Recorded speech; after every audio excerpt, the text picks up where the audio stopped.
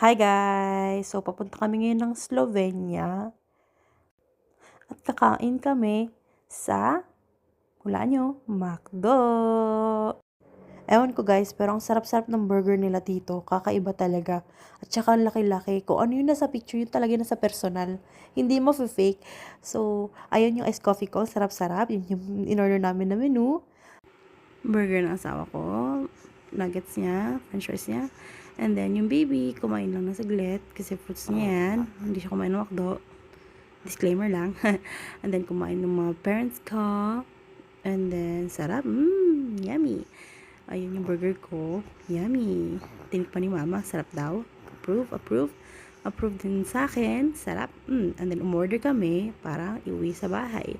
Kasi, ang sarap ng sweet nila dito, guys. You have to try. And then, nag-picture-picture lang. And then, pauwi na. Bye, guys!